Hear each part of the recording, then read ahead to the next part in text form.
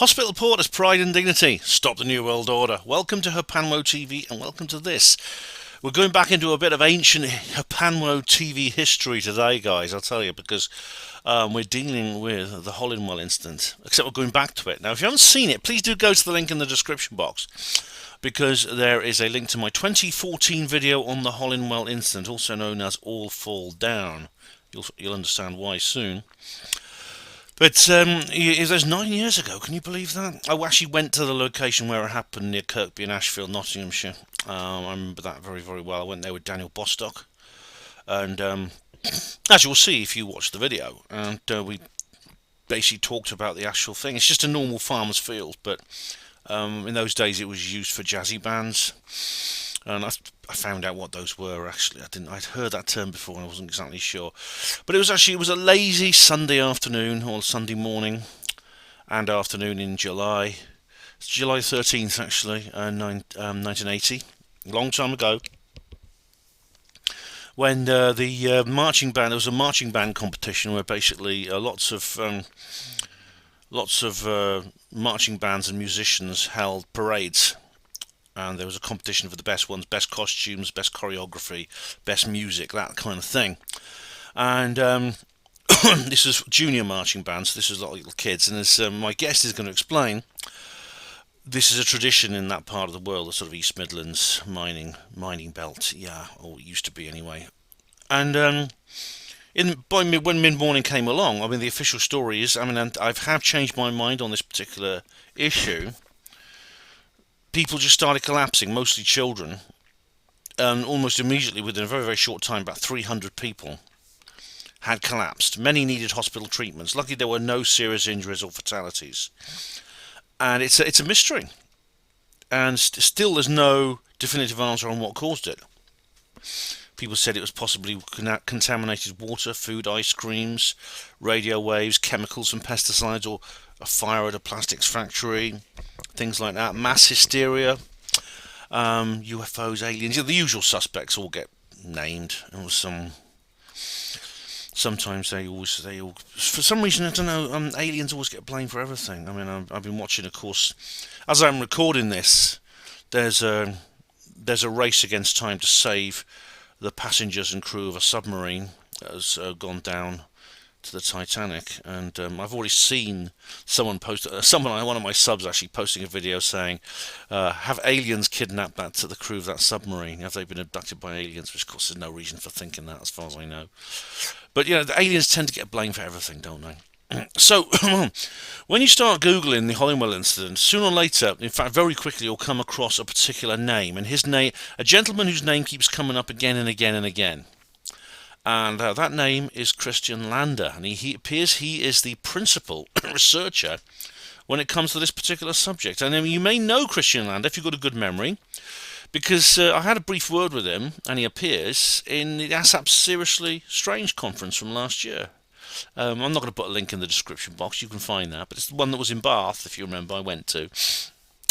So, but guess what? I've actually got him, and I've got an interview with him. So, with no further ado, let's bring Christian on. And welcome, everyone. Welcome to the Hapanwo Show on Hapanwo Radio. This is, I'm with Christian Lander again. Hello, Christian. How are you? I'm very well, thank you. Very well indeed. Thank you for inviting me on your podcast and your video channel today. I'm very happy to be here. And we've got some interesting topics to talk about this evening. You're very welcome. In fact, I should have mentioned also, some of you will be watching this on Hapanwo TV, I hope, as well. So that'll be really, really good. Last time we spoke, it was last year, and we were talking about the ASAP Seriously Strange conference, which I went to, and it was a roaring success, I think. I believe it was, yeah. There was not only a large variety of people. The guests were so varied in their topics and their expertise that actually I think it touched every note of the paranormal, the supernatural, the science, the investigative side, and topics beyond that as well. So actually, it was really it hit every point. For the price it was, it's phenomenal. Oh, it was indeed. I mean, I actually, for people want to know, I went to Hapanwo TV. I did a little video diary of the event, so you can actually follow what it's like to be at one of these conferences. So, and Christian does appear in that, so it's really good. Now, the subject we're going to talk about today is, like, if you Google Christian Lander, just Google his name, you'll actually you'll actually see something about this event, or indeed, if you Google the event, you'll see Christian's name. I found. This is the Hollinwell Incident. So you appear to be one of the world's leading authorities on this, if Google has anything to go with. So what is the Hollinwell Incident? Okay, so the Hollinwell Incident is an incident that happened on the 13th of July 1980. It happened, in terms of geographical location to me, it's about 15 miles away. So it's in the north in an area called Kirky-in-ashfield. Kirky-in-ashfield is located between Nottingham and Mansfield. It's about halfway in between. Basically, it's a mining town there. It's got a rich mining heritage. And what happened at this particular location in 1980 was around 400 people appeared to collapse and pass out. The mystery is how and why did this occur? And there is an investigation that happened. I've got the official record from the government, what they did in regards to this. I've spoken to numerous people who were at the event, what occurred. The photographer whose image you have there, I've spoken to him personally. And there's been a lot of writing from this that's come out of this. In 2013, there was a documentary that the BBC did. And I believe it's going to slip my mind now. The BBC guy... he came to me and was like, I'm going to do an audio project on this as a documentary. It's going to go up on BBC Sounds. Could I get some sound bites from you? And so we had a chat about that, and I was included on that investigation as well. But it's one of those cases that, because it's still classed as mysterious and people don't really know what really happened, it's always stayed in the public consciousness. Mm. Yeah, that's it. Now this was 7 years before the other event we talked about, which is the strange Mansfield explosion. And these things are not connected, but it's interesting. These things were so very close to each other, almost in the same place geographically. Ridiculously close. I mean, they are across the road from each other, quite literally. It is. It's just it's an interesting little synchronicity there. I thought was whether it's probably nothing to it, but I just thought it's really, really strange. But this is these people were in a field. Like I said, there's a large number of. These were like mostly children, and they were marching. This was like a marching band festival. By the look of things, it was. So I did a presentation a little while back, so I've intentionally reordered my notes to follow that presentation, just so it's a bit easier to get through the details. In terms of, so I don't know how long your podcast is for.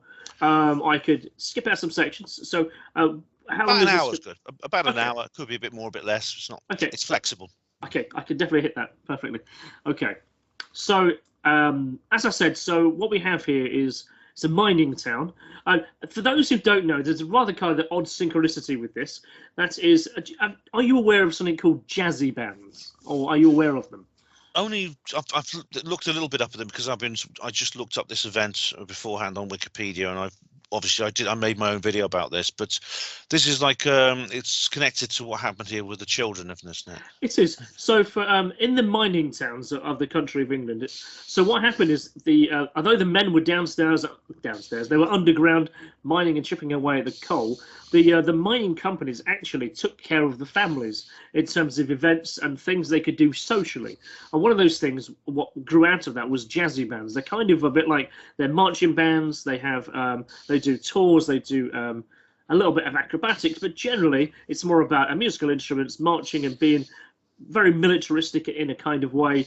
But and then each mine would have its own jazzy band. And then what this particular location is that it's in Hollinwell, on what is currently known as Fall Down Field, relatively so, is these children it was like a regional competition, a regional event, where all these groups in the East Midlands came together on this particular day, and that's why there is a vast number of children, parents and families out here.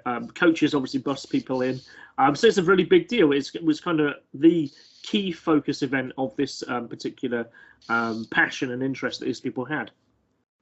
And that's when things got more interesting. So, like I said, it's the 13th of July, it's 1980, it's an annual event, it's at the Hollinwell Showground. It's become national news because they're not just like doing their battens and having good performances, they've now got an affliction. So it results in hundreds of children collapsing, adults being affected. There are mentions in the report that animals were affected too, and there's a whole range of ailments. So what it's like, there's fainting, there's nausea, sore throat, trembling, weakness, numbness. There's reports of blisters appearing on the skin. particularly babies, may have been affected. They have a metallic taste in their mouth. So the St John's ambulance, who were there on site and in attendance, were rapidly overwhelmed because it's not just one or two kids; it's a lot. So there's a policeman who's quoted as saying, "It's like a battlefield. There was bodies everywhere."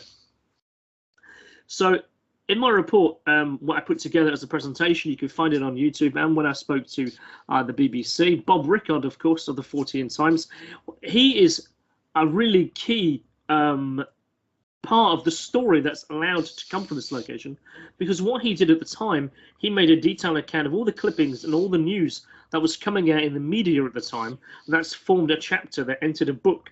And that book is actually about mass hysteria and social panics in schools. And that was done by Bob Bartholomew and Bob Rickard. And the particular story about this location is found in issue 266 of 14 Times. And you can find it on the Wayback When machine because the website has now been depreciated, but the article is still available. So what we have is a really detailed archive of what happened and how it is still considered to be somewhat supernatural, somewhat paranormal, and the kind of mystery behind this, because ultimately it's still accused of, even today, of being nothing more than mass hysteria. Yeah, I'm glad you brought this up because there are other events that are similar, which I've actually reported on myself. At least two, I think I've discovered. But this is a very extreme. The others are not as extreme as this. We're talking about 250 people being admitted to hospital, and as a former hospital porter, I can appreciate that this would have caused chaos in the local health services. I mean, they could not have gone to one hospital. In fact, they were taken to the Queen's Med, Nottingham, and several others by ambulance. 4 nearby hospitals had to be involved in this. They probably had to set up temporary A&Es and things like that. It would have been quite a nightmare. This is really extreme, and it says here that literally in the morning at 10:30 a.m. they all started to faint at once. Now, of course, there are many reasons why somebody might faint with the symptoms you've talked about, which you've mentioned.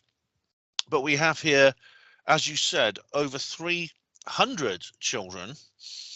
That's the majority of the children that were actually there, and some adults as well.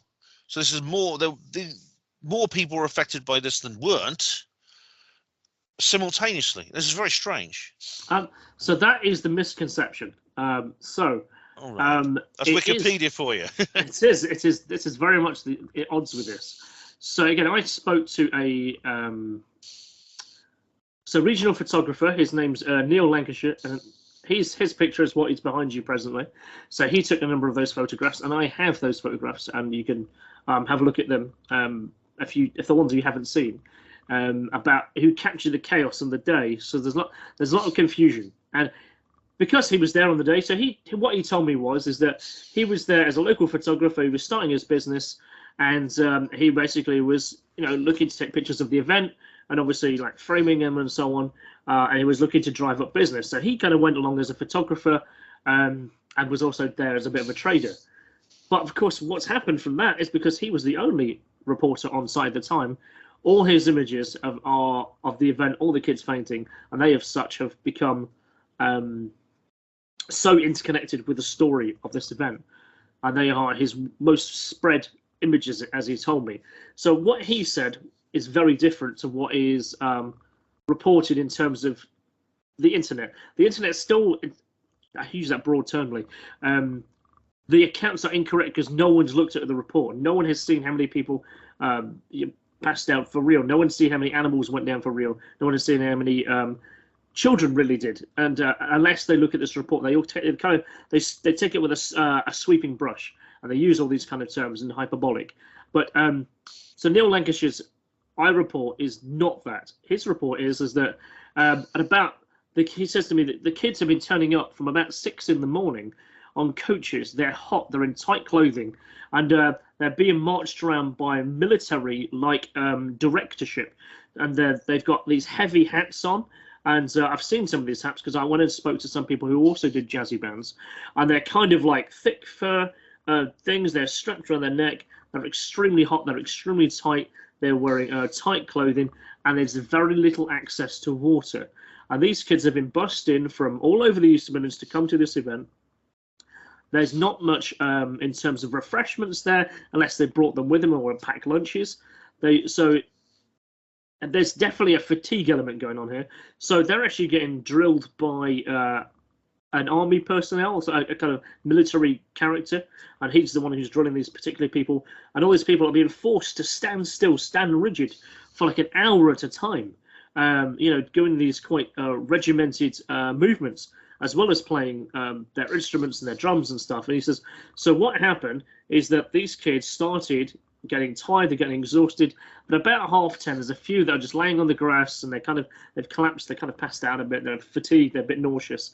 But as that is happening, more and more kids that happens to as well. And he says, but it didn't happen in one go, it happened over the course of 4 or 5 hours. So from about 10:30 to about 5, 6 o'clock in the afternoon, so 2, 3, and 4.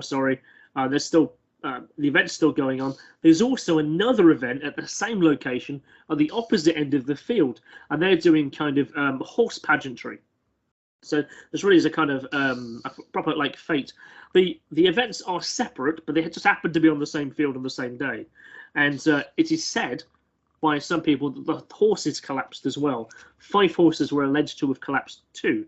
However, in the official report that was put out on this Wednesday, and in the press releases that went out on the Friday, and in the following 2-3 weeks, those reports said that did not happen, that did not occur, despite the fact that that keeps popping up in all the pop culture stuff. Same as dogs as well. There's allegedly was 2 dogs collapsed.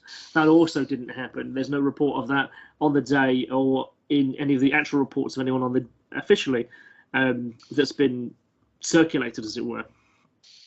But what is interesting, there's a particular gentleman who really went out of his way at the time. His daughters, they had collapsed on a particular day. His name's Terry Bingham, and he is the most prolific father figure of the children who've collapsed. And he's going to have his way to do all the press interviews and so on. So he naturally feels very upset by this. So if I could reference a few of the things that he said, you can see why the panic was there. So So at 10:30, children start fainting. Terry Bingham, he says he's representing the Zigarius band from Claycross. We were ready for display when 1 or 2 children collapsed, and then a few more after that. But the event got called off, but then as others fell, they came out of the arena, and then also spectators started dropping. In fact, he's got the most quoted line is that Terry remembers they fell down like 9 pins. We didn't know what was happening. Some kids were catching their friends as others fell. There was some falling down by themselves. No one could understand what was happening. There's a report here from Petulia Merriman. It's always good to get everyone's names. We were there on the field in full uniform. We were ready for inspection. I have never had to stand to attention for that long before as we were marched off. I tried to grab hold of my drum, but I just fell to the floor. My friends were collapsing all around me. Another one of the afflicted, Kerry Elliott, 10 at the time. I was weak. I had pains in my stomach, and then I fainted. Everyone was falling down, and some were crying.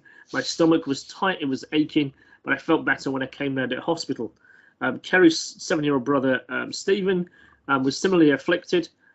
Enid Holmes, secretary of the Cresswell Craiglanders, said children had blobs on their back I had noticed that children had some blobs on their back and the legs, and as I loosened the uniforms, 2 other bands reported water-filled blisters, or the locals called blebs, on their children's skins. 2 babies, one only a matter of a week's old at the time, also had bleb blisters on the infant during the routine nappy change, and that baby, along with another one, was taken to hospital as a precaution.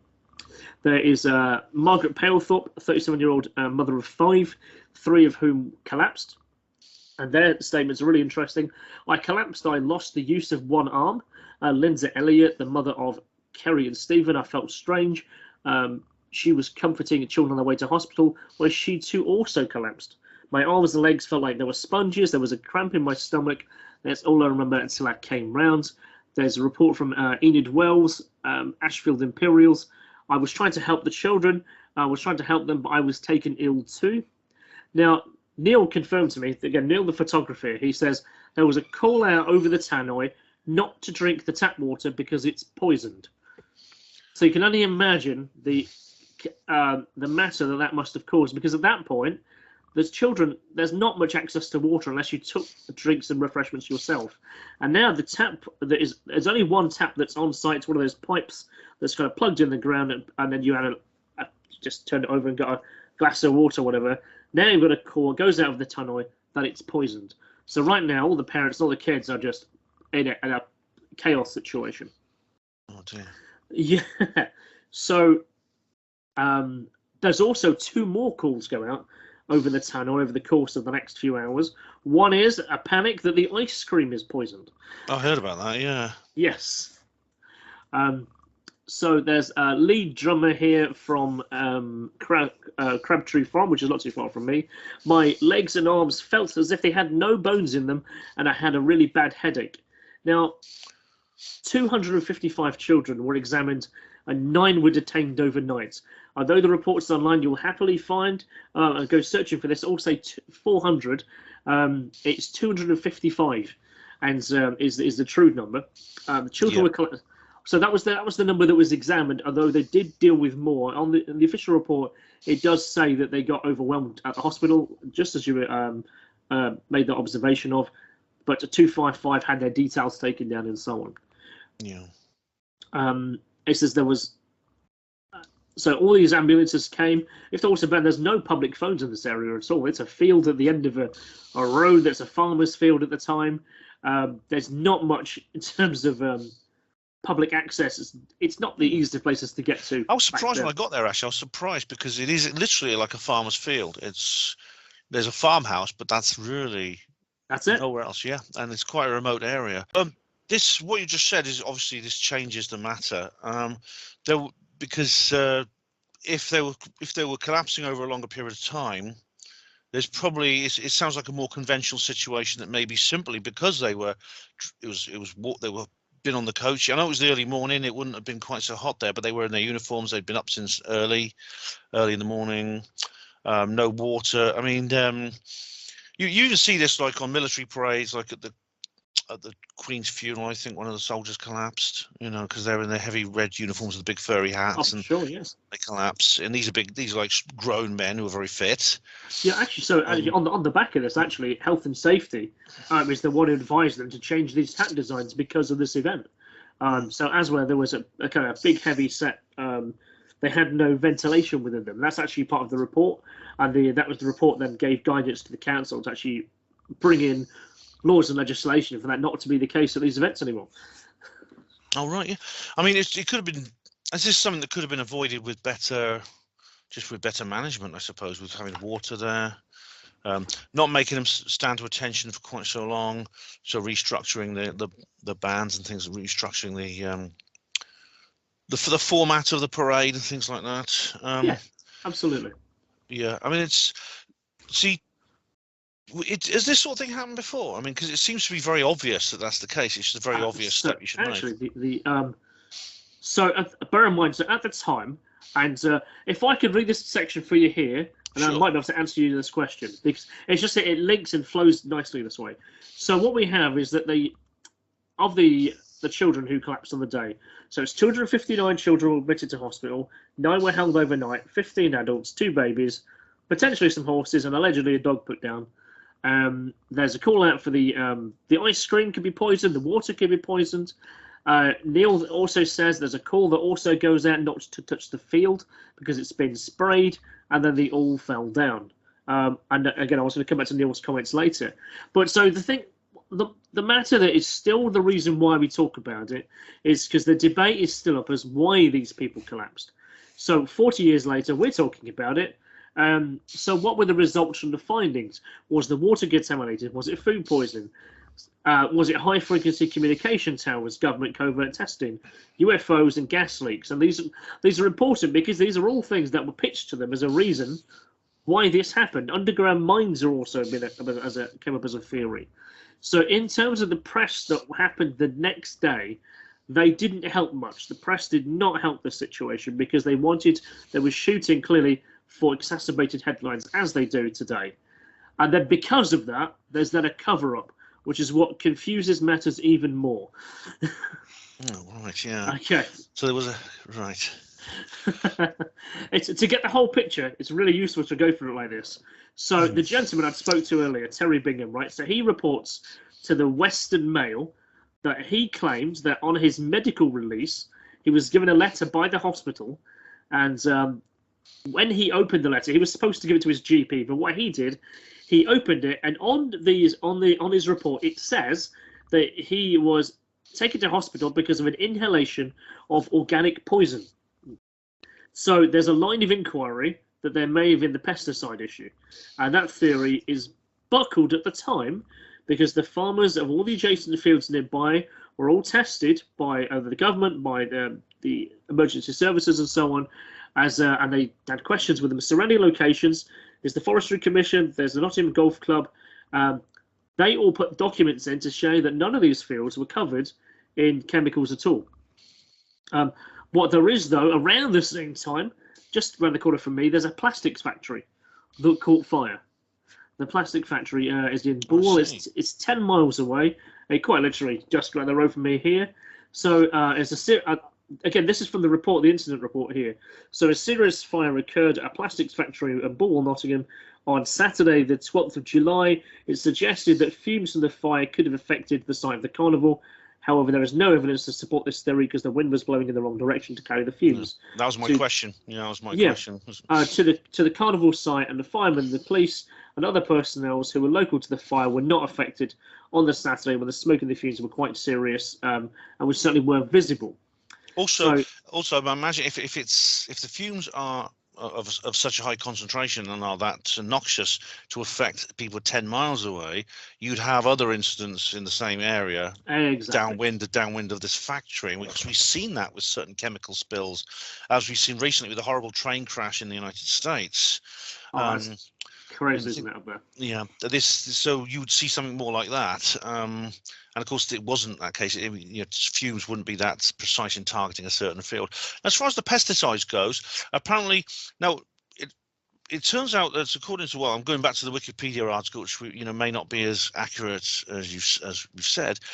There was actually there was a pesticide being tried at the time which contained something called tridamorph, but it was not known at the time that it was actually toxic. But however, there were no. This is what's really strange.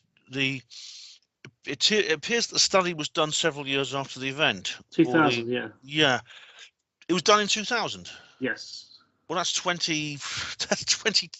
That's 20 years after the event. I mean, it is, and that is why in 2003 there is a follow-up report done by Trent University, and that's what put out the course of the result being that maybe it's a chemical situation caused by the tridamorph, and that's when the BBC then stopped and did a documentary to follow that as a kind of subsequent report.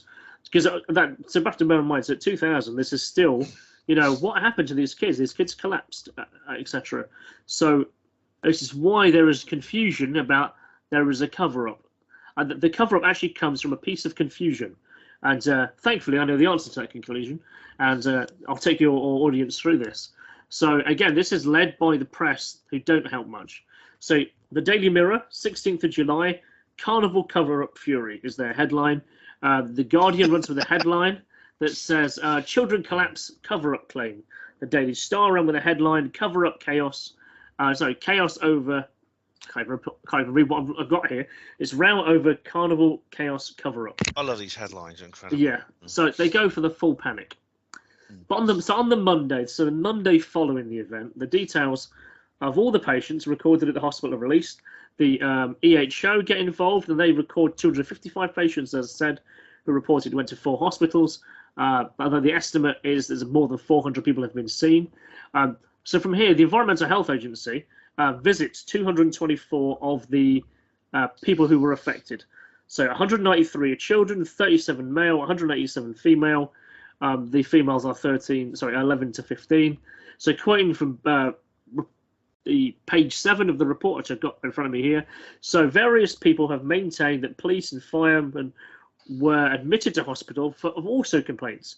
It is said that horses and dogs were affected and had to be put down.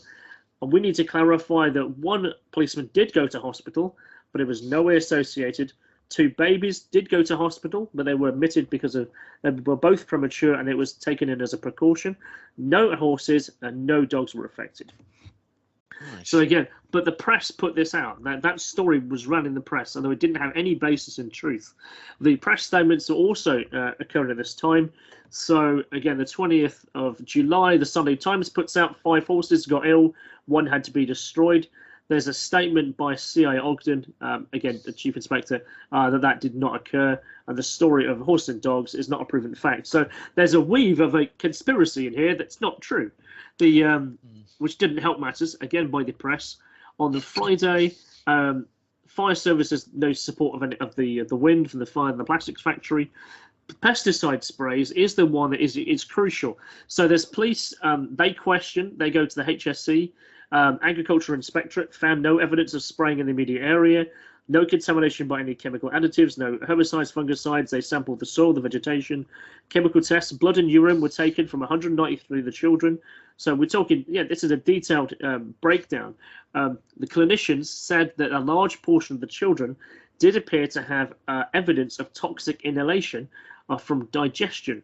And this is likely what Terry Bingham, that guy earlier, and obviously got on his report. There was also note of high-frequency radio waves may have been a cause. What was found on the same field is a high-frequency VHF radio transmitter is on that field. It's 100 yards away, but the area was only used by the gas board and the RAC, and it's a private one, effectively. The power levels were low, and they were below the maximum permitted in the area at the time. The portaloos were also considered to be a complaint because 800 to 900 people turned up for the event, but they only had 8 portaloos. So well, that'd be a bit of a queue, wouldn't there? Yeah. So what happened? And there's numerous complaints about there's a chemical smell in the air. There was I quote, there's an overzealous use of the amount of J's fluid and bleach that contributed to the chemical smell reported by many people because they had to keep cleaning the portaloos. Oh god, that's what means. They have obviously portaloos. Obviously, you could get a nasty smell from them if they're overused, if they fill up. And of course, they put a chemical in there to try and stop the smell. Yes. It's where you get this sort of flowery smell coming up from these things. But of course, it has limited effect if there's large numbers. So yeah, there'd been a horrible sewage-like smell. So there's a number of different. Yeah, cool. There's a number of different possibilities. Well, so, UFOs always get blamed at some point for these things. But carry on. There's a real reason for this, and I explicitly wanted to tell you this because, and I quote from the report: "And numerous other theories have been advanced from the public and the press." So this is So they did a press statement at the end of the week, on the Wednesday and then on the Friday. So the press are already running with this the first 2 days. Low frequency noise transmission and an extraterrestrial visitation, and of course aliens. So, but this was found to be without substance. But then the Daily Telegraph on the 15th of July, this is the Tuesday, put in a line in its own article what says a UFO landed in this field 7 years and 4 months prior. Really? Right, that's weird. I mean, as we discussed before, there's been theories that a UFO might have been around 8 years later, but before 7 years. Right, what's this all about? If there's a connection, it is. Yes, the Daily Telegraph ran with that story on the 15th of July. 7 years and 4 months. So they have a very particular date and time that a UFO allegedly landed in this same field. That's very precise. Yeah, how weird. Yeah, that would be like this. That would be like about March 1973. I mean, as far as the newspapers go, I mean, obviously if they're saying these, they have these lurid headlines. I mean, they're still doing it today. I keep getting messages from them saying there's going to be a heat wave in 1 month's time. This is when the Met Office itself admits it cannot predict the weather accurately beyond 8 days in the future. So, but then the newspapers say, "Oh no, there's going to be a heat wave in like 30 or 40 days' time." It's absolutely nonsense. And obviously, Daily Express. Yeah, it's obviously they want it's because they've got nothing else to write about. It's a slow news day. They'll just put something in about the weather, which is completely unfounded. So, do you believe that these news? So this was bad reporting by the press, in your view? It was. But there's also there was allegedly and this is 1980. Nuclear waste is a bit of a fear at the time, so it's put forward to the local council that what there's an underground railway there, and in the underground railway is a tunnel that is being boarded up and is secured down, and they've been putting toxic waste in there, and it's been sealed up. And this allegedly is at the end of this field. You see, if that were true, then we wouldn't just see one day where children, and the same goes for the pesticides, because you'd see a much widespread, you'd see a wider spread effect over a longer period of time with more people rather than just one incident in one field. But the same goes for toxic waste. I mean, you'd have seen, for example, animals would be collapsing probably days and weeks later, or even beforehand, and things like that. Yes. If there was toxic waste or a nuclear tunnel or something like that present. As far as the VHS transmission goes, I mean, I'm not a radio expert, but I know that most transmitters don't actually have an effect on the human body. I know there are people who are electrosensitive to like cellular signals, but in 1980, that kind of technology wasn't widely in use. But it was in high fear of people. So like today, people have a fear of 5G technology and so on. Back then, it was high frequency radio waves. It was a big thing. So I think that pushes the conspiracy of that something happened to these kids and the government were in on it, and there was a secret control techniques going on. Was it MK Ultra working there? All those kind of things. So on the Wednesday, the Ashfield District Council put out a statement, and they said they do not know why, but this is what our conclusions bring us so far. We think it's either food poisoning, so they're being quite open. We think it's either food poisoning, the fire and ball, the water supply, pesticide sprays, VHF waves, or temporary toilets. All these we are now investigating, and there's a big paragraph about each one about why they think it's the case, or why they can also dismiss them. Followed by the week after, when all the blood tests come back from everybody, and there's the viral tests have been done, and the tests have been done on all the water in the area. So there will be a follow-up investigation, which is done on the Sunday, the 13th of July.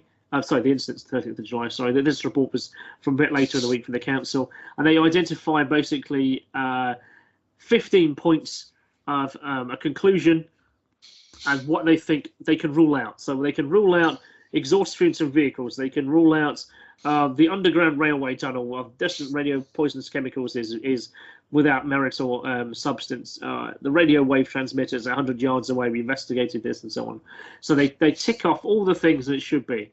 And they come up with a solution that is, we do not know what the answer is. We can only suggest that it is a basis of mass hysteria. What's going on in the press at the time is, and it's the reason why I keep mentioning it, there's two newspapers that are actually, they have an expert in each newspaper. And they're actually having, in their, you know how they have the op-eds, which is basically the opinion article. There's two newspapers that are having a back and forth this entire week about what it is that's caused this scenario. And they come up with the answer that it's mass hysteria.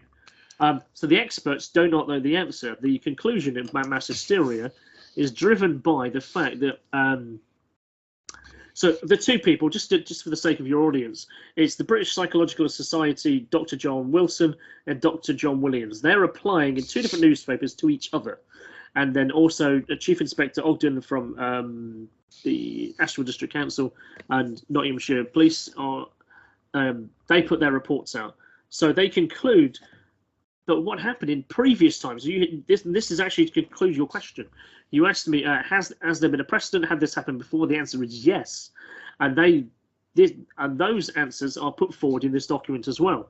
So in Appendix 5, and I'll send you this PDF actually, because I physically got hold of the only remaining copy of this document from Ashfield District Council. I managed to get hold of it. I scanned in all the documents and made them available as a PDF.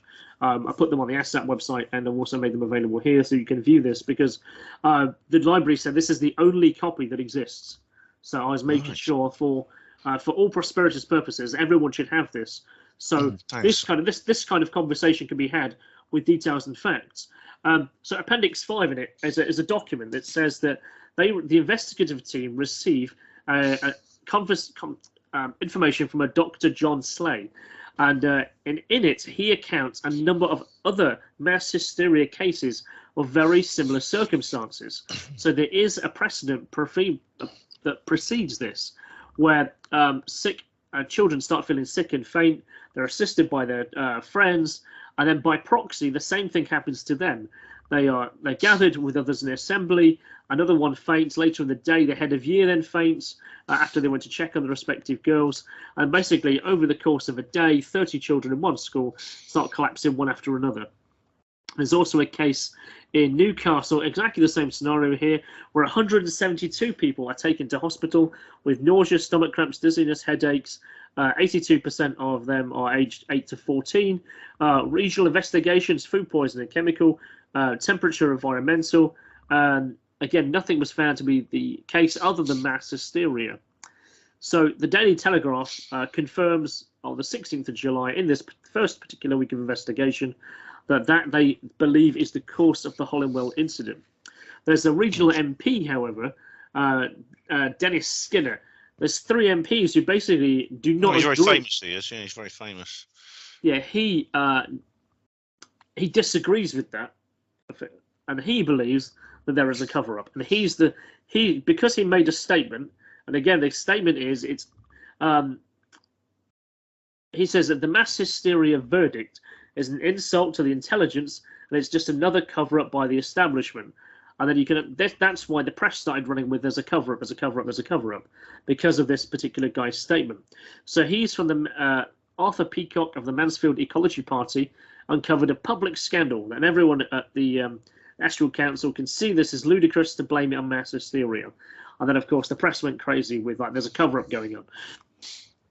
Right. I mean, now on the subject of mass hysteria, I mean, when I was a kid at school, I mean, there were times when people fainted. There was a girl who had an epileptic fit and things like that. I never observed the effect spreading in that way. I mean, to other people. I mean, I've got some examples though I've actually covered myself. I've actually called them Hollinwell too in one of the articles, or children collapsing at Hollinwell. This was at the Outwood Academy in Ripon, which is North Yorkshire, where there was an armistice day service. This was in November the 12th. They began to faint. Up to 40 children were all affected. Many of them complained of severe nausea. An 8-year-old student described how a year 8 student described how young attendees began throwing up on the floor, then fell to the ground together, and they described it being like dominoes. And there was chaos. The teachers evacuated the hall. The children were led out into the fresh air because they did suspect there was something wrong with the air in the room. This was an indoor event. Ambulances and fire engines attended, treated some pupils at the scene. No one was admitted to hospital.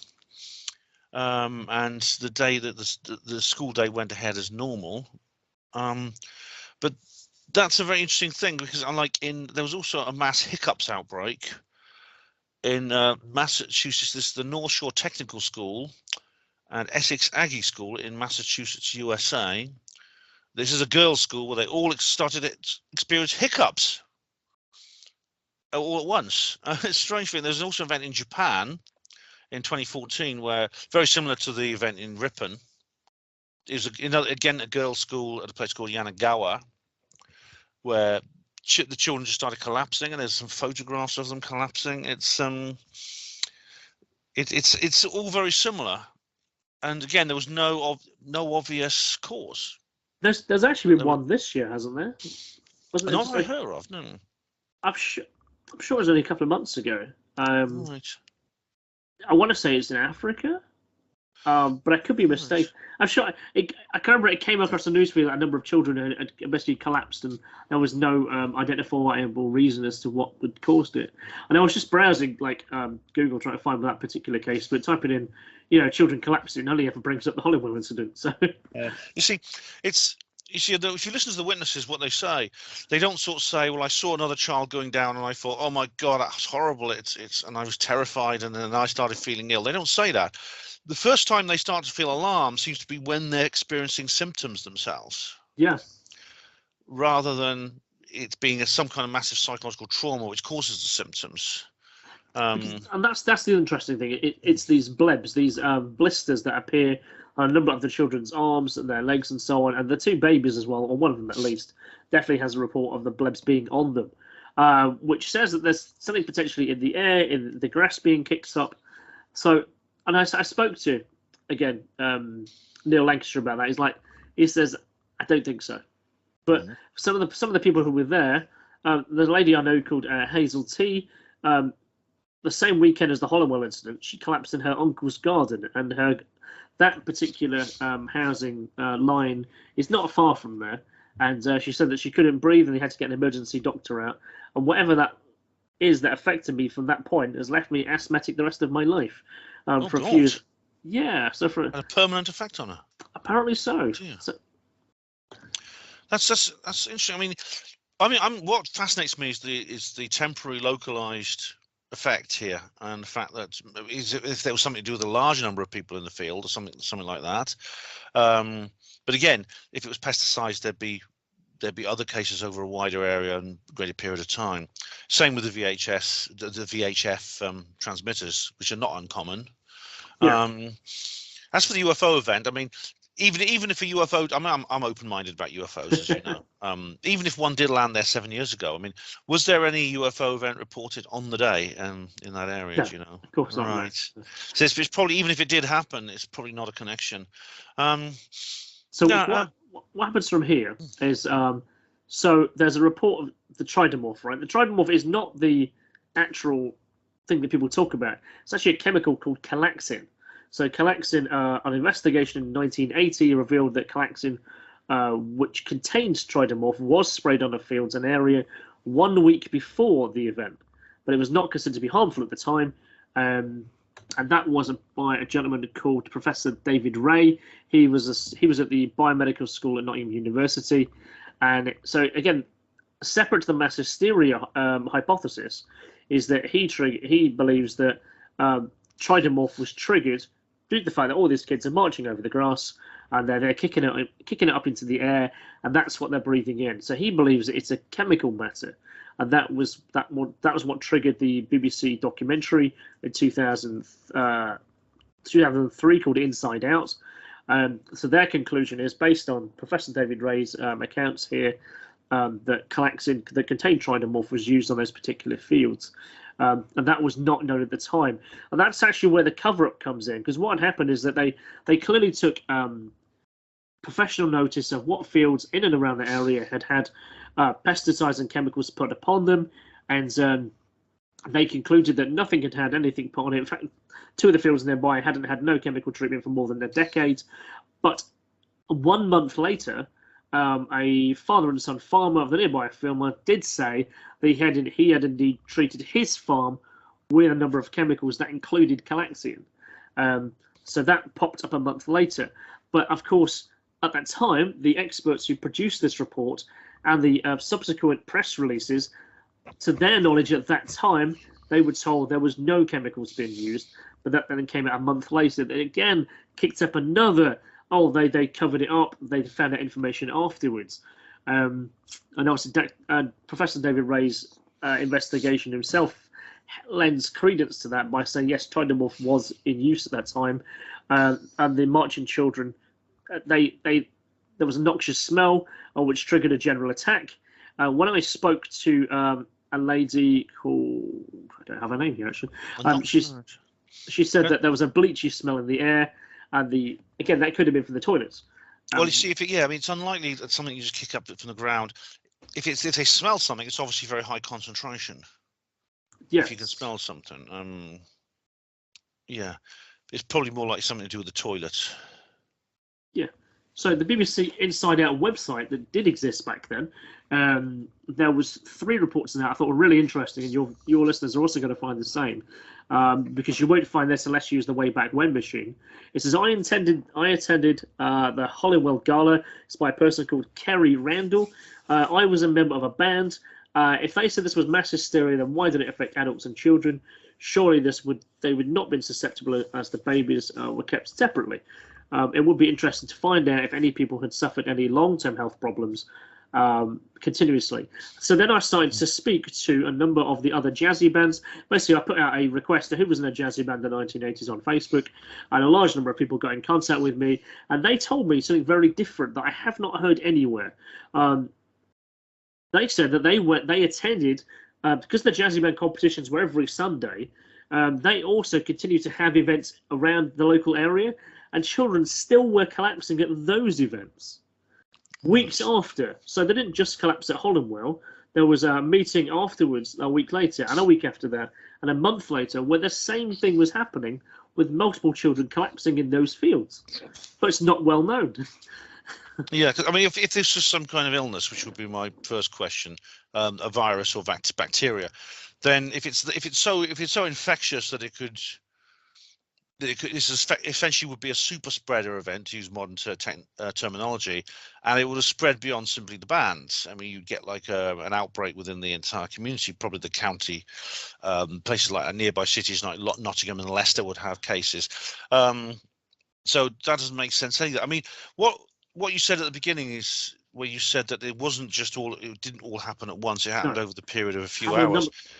Yeah, that would indicate to me that simply they didn't have any water, they were tired and they were hot, and they succumbed to exhaustion in different, like, over a long period of time.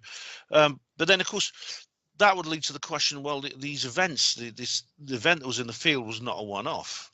It happened regularly. It did, yes. The people who run it would know that, and they would know they needed to provide plenty of water and things like that. So, did they fail in their duty, do you think? I think so. So certainly a number of people who went to the event, they went on coaches, and they had packed lunches with essentially food and drink. So they were certainly available between each other, but perhaps there was just a small amount of them who took anything, because they were told perhaps there was water at the venue, which I guess there was, but only by a tap. There was a chap who you're probably familiar with. It's called David Haslam. He wrote a number of books on supernatural and the paranormal. So he wrote a particular article about this case, and he says, what's significant about the incident is the reliability of expert witnesses. If pesticides were the use, why didn't medical tests on victims show this? Medical science couldn't find a thing then. And again, I've gone through these reports on here. They just say really that all the children were dismissed. There was no long-term damage that was caused. But he asked the question that I did, is did any health effects continue? What were the long-term health challenges? I reached out to 20 people that I could find, and they said that there was no symptoms that beyond that happened on the first day. But that's when I was told that it also happened at a number of other locations that I really found to be quite fascinating. So I do think this is a case of, it's potentially both. It's the hysteria and the matter of the pesticides too. And I think when we see people also collapse, we also want to do the same thing. It's like if we see someone be sick, we think there's bad food, and it also creates a reaction in another person to do the same thing. So these children collapsing might also be part of that. They're quite young. They're quite susceptible to social pressure. I think social mirroring. You do what it is that the other people around you are doing. I think that definitely plays into it. And there's now been a number of other reports where, going back in the past, of these school-based hysteria cases that went up in Newcastle, 193 people, 30 in another case, 62 in another, where they appear to socially drive the dynamic to have lots of collapsing happened. And I think the reason why it stands out is because it just seems like an awful large number. It's 400 people. It seems catastrophic. They all fell down. It all happened at the same time. Well, it didn't. So I don't think it's quite the supernatural mystery that people want it to be, but I think there is a desire to have it be some kind of fantastical event that we can say, look, something bizarre happened, and we need to keep saying that bizarre things happen. I don't think that's the case here at all, but it's a case that clearly holds the mystery, because we're not really sure where the chemicals comes in, or where the psychological state of the human consciousness and nature is there, where that border lies between them. Yeah, I mean, that makes as much sense as any other explanation. I mean, there doesn't seem to be a firm answer on this. We may never get a firm answer what happened here, but what you said, I think, probably makes more sense than anything else. So when I spoke to the gentleman who got in contact with me is Andy Whitaker from the BBC Radio Nottingham. So he's the guy who got in contact with me, and he invited me for an interview in the city centre. I met up with him, and he says, "Oh, but you're a paranormal investigator, aren't you, Christian? I know that you investigate the paranormal. I want you to give me your paranormal answer for this." And I'm like, oh, no. I can only give you an answer based on the information that I have. And it's like, no, but you clearly think it's like something supernatural, no, like a UFO or something. And I'm like, no, I think what's happened here. And so, although I investigate the paranormal and the weird and the wonderful, and I will happily keep it to common sense. There's an Occam's razor going on here, but he kind of was alluring me. He wanted to make a statement or take a soundbite from me that was a bit more like, you want to say something weird or this is odd, and I'm like, no. The evidence is here. Yeah, he was obviously fishing for some kind of something sensationalist to put on this program. I mean, this is why I like the Radio 4 show was quite good. It's because it was kind of like it did try to explore all possibilities, and it didn't just say what. Because I know some people, even in the mainstream media, I mean, they will go for the sensationalist story, which if they say if you could include ghosts and UFOs, you can include them. It's better to include them because that's what people want to see. People want to hear that, and it makes the program more interesting. But a real investigator, I think, will go with the evidence. And you certainly it sounded like you were being set up and you didn't walk into the trap, which is quite good. You know. I mean, I've been in contact with Andy Whitaker since. We follow each other on social media. I think he's a good guy, but I don't want to generate eyes on target, or in his case, ears on listening to podcasts. They are the kind of sensationalist stuff you need to follow because that's what attracts the public attention. That's what will probably attract the attention to this particular podcast. I'll say the word Hollinwell Incident, kids collapsed, I'll be like, oh, that's why we'll listen. It's weird. It's interesting.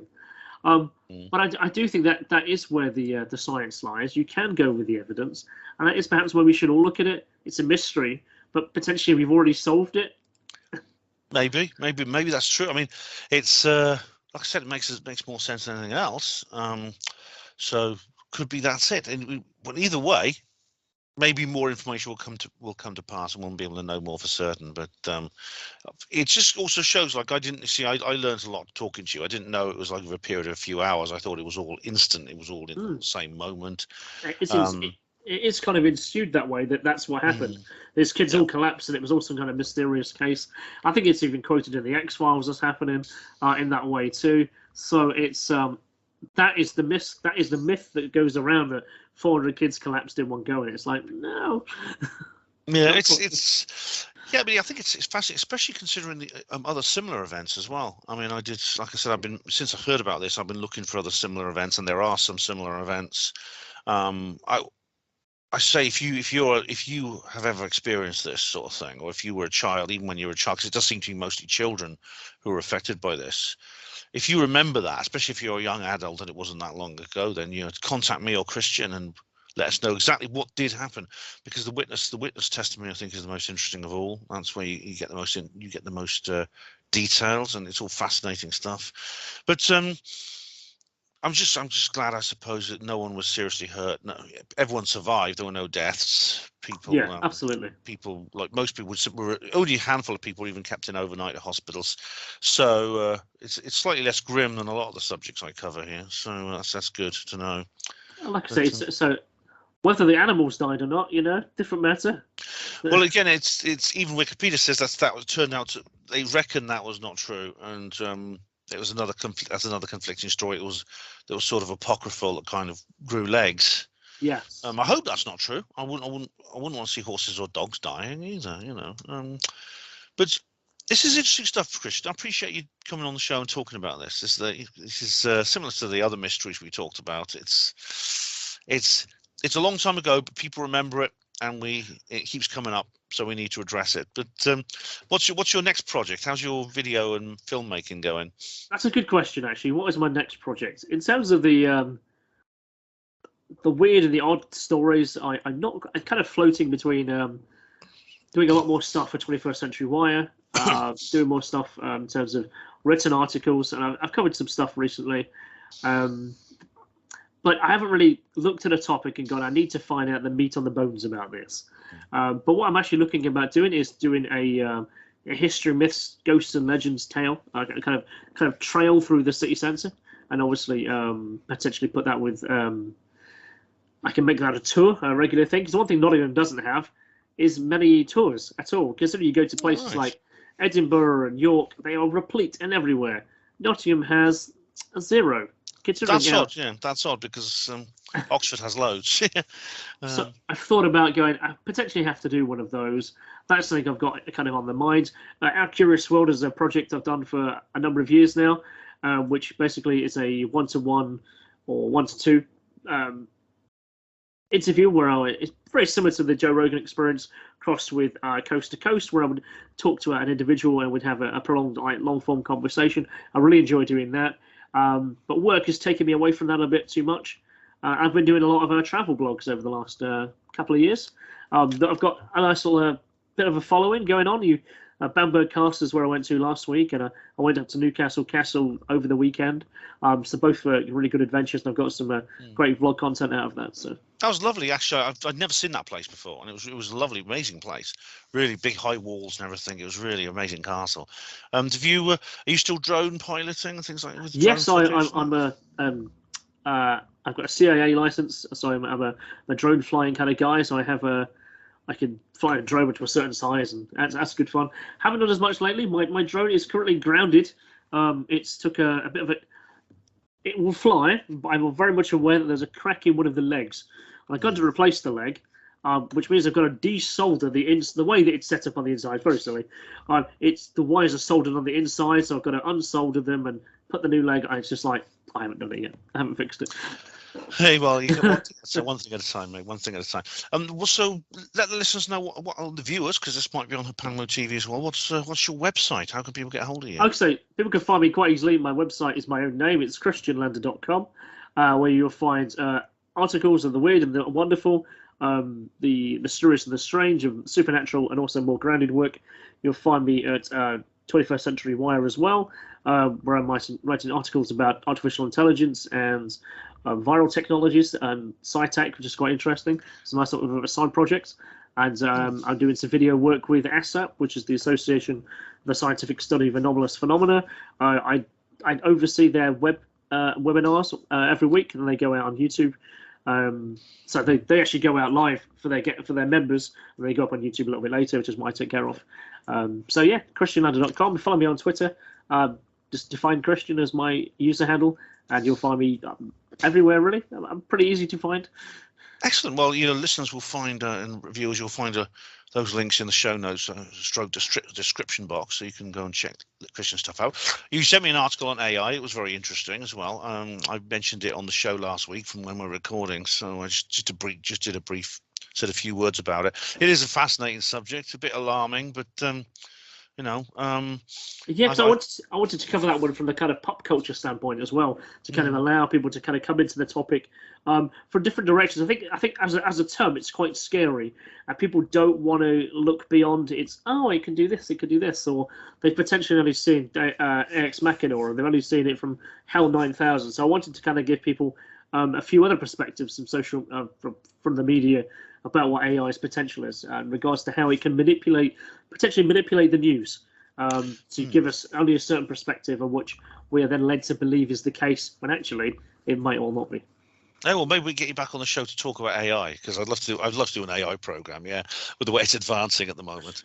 But Christian, it's great to talk to you again. It's great. Thanks for the update on the Hollinwell Incident. It's something I've been interested in for a long time, and I've learned a lot today, and I hope the listeners have as well. So, Christian Lander, thanks very much for being a guest on the Panmo show on Panmo Radio. Yet again, I expect I'll see you at a future conference. Certainly so. I really hope to do that with you. And we can always catch up with each other at any time. So please do so. Please call me whenever you want me to come and have a chat with you. I'm more than welcome to. Is there a Bath conference this year? There is, yes. That's set for the first weekend in September. So I'm aware that tickets are just £40. It's very good. It's really good to go to it. I'm not sure I can go. I'll have to check my diary, but if I can, I'll be there. So all the best. Thanks very much, Christian. Thank you very much.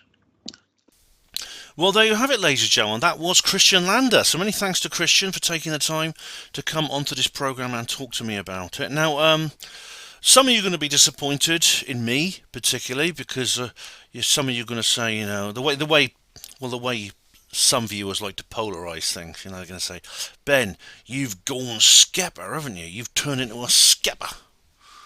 You've gone full skepper. Next you'll be saying that aliens are all balloons, aren't you? And you're going to say that UFOs are caused by bloody swamp gas. No, I'm not going to say that. I'm not about to turn into a skeptic. Don't worry. But I can't find a fault in what Christian said. I mean, if what he's saying is true, and it was actually misreported from the very start, and even the mainstream media are trying to get a sensationalist angle on it, then, well, maybe it was just as he says it is. It was a collapse. There were people collapsing, large numbers of people, but it happened over a long period of time and it was much more conventional in its sense. I don't know. Yeah. Anyway, that was very interesting talking to him. More information might come to light on this. If you know of any, please do let me know. Anyway, I'm just going to show you. We're just going to go through. Let me just show you the Herpanwo. Let me just show you the Herpanwo TV. The Herpanwo Voice articles about this particular incident. I'll just check I've got them all here, because I have been covering this in great detail. So here we go. Oops, not that one. It's this one. There we are. A display capture. Right, so you can see here we have children collapse another Hollinwell. That was the incident in Ripon, North Yorkshire I talked about. There's this one. This is the mass hiccups outbreak in Massachusetts, USA. So that's very interesting. And then this is the Japanese Hollinwell. This is the Yanagawa incident, and you can see there's a photograph of these girls collapsing there in this school in Japan. These incidents may have many different causes. Some of them may be similar to the Hollinwell incident. Others might have different causes. There's no reason why all these should happen at once. Hiccups and mass hiccups is a bit strange. Now, of course, that doesn't involve collapsing, and I'm going to talk about another case actually that also doesn't involve collapsing, but is also similar in some ways. This is what's known as the Tanganyika laughter epidemic. This was an incident that happened in 1962 in a place called Kashasha, which is near Lake Victoria, Tanganyika, which is now the modern nation of Tanzania. And this happened in January the 30th, 1962. A boarding school for girls, run by missionaries. There was something strange happened. At least 95 of the 159 pupils aged 12 to 18. These are girls. Now, you know, teenage girls do giggle quite a lot, but this seems to have been very unusual. Just suddenly started laughing all the time. And the teachers weren't affected, of course, because they were probably nuns and they never laugh at anything. Well, actually, that's not fair. I know some nuns and they're very, very jolly ladies. But basically this amazingly carried on for 48 days, according to this. The school had to shut as a result. It reopened on May the 21st. And there was a second outbreak that affected 57 pupils. The school then shut again until the end of June. Funnily enough, the epidemic spread to another village called Nashamba, which is 55 miles away, where several of the girls lived there, and then 217 people in this village ended up having laughing attacks. Yeah, I mean it's pretty incredible. And what's the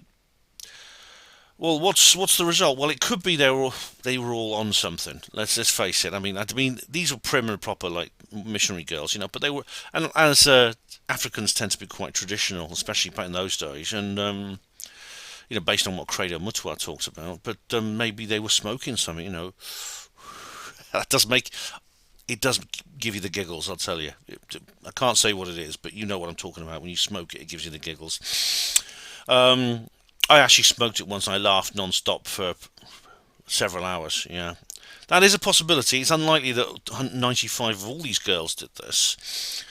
Maybe they just put Benny Hill on the TV, I don't know. I mean, I know several people from Africa and I know they love our comedy, British comedy, and maybe they just put that on the TV or something and that's what made them laugh.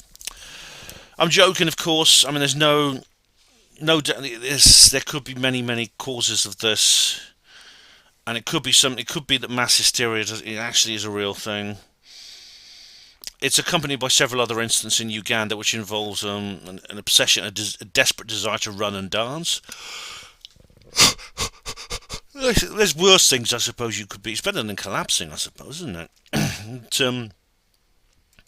If you go to lists of mass hysteria events, there is loads of them, and there's accounts of the Middle Ages. Some of these are caused by some kind of toxin. I mean, if you're familiar with the work of Graham Hancock and people who investigate entheogenic drugs. I mean, Terence McKenna, Niall Murphy's talked about this. There are incidents in various places all through history where people have suddenly come down with strange symptoms as a result of inadvertent doses from fungus. There's a rumor. There's rumor that several times, as you know the history of LSD. It was synthesized by Albert Hofmann in 1938 in the Sandoz laboratory in Switzerland. And there's that famous incident. He actually microdosed himself and then rode home on his bike, and he had a really weird trip out experience while he's riding his bike home. It's psychonauts call it Bicycle Day, the day that happened. But there's several incidents before then when it's possible that people actually produced a natural form of LSD actually did emerge into people's society. Because as you probably heard, LSD comes from chemicals of ergot. Ergot is a fungus that grows on rye, and if you ever have rye which is infected with ergot, you must never eat it because ergot is deadly poisonous. Yet it's possible that through some process, inadvertently, luckily for them, they were eating rye that was infected by ergot, but something in the cooking or the baking process removed the deadly toxins and left behind the natural form of LSD, ergotine, and they inadvertently ended up having LSD trips. There's also rumours, the oracles of ancient Greece. That is the oracles of Dordona and Delphi. These women, they used to float in pools. These women, and they used to just channel information. And people who went to see the oracles had to drink a I forgot what they called it, but it was a brew, and one of the ingredients was rye. And it's possible everyone from classicists to ethnobotanists theorised that somehow a natural form of LSD ended up in this brew, which is why people had such amazing experiences listening to these oracles. Because sitting there watching some naked bird in a pond. I mean, all right, it has its attractions, I understand, but it's not something that would normally give me a very mind-expanding sort of like experience, really, would it? But maybe if I'd ingested something, it would. So, and there's lots of others. There's the Salem witch trials is. I don't have time to go into details. I haven't looked into details, but of course it's something that happened in what at the time was a colony in what's now Massachusetts, USA, in the 17th century, which led to several people being burnt at the stake. The Hammersmith Ghost Hysteria of 1803. This is all I'm reading from Wikipedia now. Now the Spring-Heeled Jack is something different because that's actually a creature that left behind footprints in the snow. The War of the Worlds radio broadcast apparently was mass hysteria. Yeah, that's actually a load of people who believed what they heard on the radio. Yeah. It goes through the 1950s to 2000. Mentions the Tanganyika laughing epidemic. There's quite a few. There's about several dozen here actually that have been blamed on mass hysteria. But I mean, it's difficult to know, especially after a lot of time has passed, exactly what causes these various events. Some of them may well be, maybe as Christian said, it may be psychological, it may literally be some kind of toxin or something like that, some kind of drug. Or there could be something a bit weirder involved, something a bit stranger. To be honest, I don't really have an answer to that. I mean, mass hysteria has been used to debunk some things which I think in an inappropriate way, especially some instances involving UFO sightings or haunted houses, for example, where a large number of people have the same experience. The skeptics will sometimes lay out mass hysteria as a kind of get out of jail free card, and when they shouldn't. So, I mean, unless more information comes to light, I think there probably won't be another update on this particular subject. However, it could be there'll be some more. There'll be some more incidents. There'll be some more. There'll be some more information, or even some more incidents of a similar kind, which I may well report on. But in the meantime, I've it's such a long time ago now. It's difficult to know. More than 40 years has passed now, and we could perhaps just put this into the sort of Christian would say maybe solved. I would say possibly solved basket. Right, so there's plenty more videos coming up, ladies and gents. I want to start a new read party. This won't be a watch party; it'll just be read only, but it is relevant to the kind of things I'm talking about. I've got a feeling we haven't heard the last of David Grush as well, and I'm going to have to start reporting on that as well soon. Next month, quite a lot's going on in terms of travel. I will be doing some reportages because I'm planning to go away quite a lot. So stay tuned for that for next month. In the meantime, thank you all of you for watching Herpanwo TV yet again. Hospital Porters, pride and dignity. Stop the New World Order.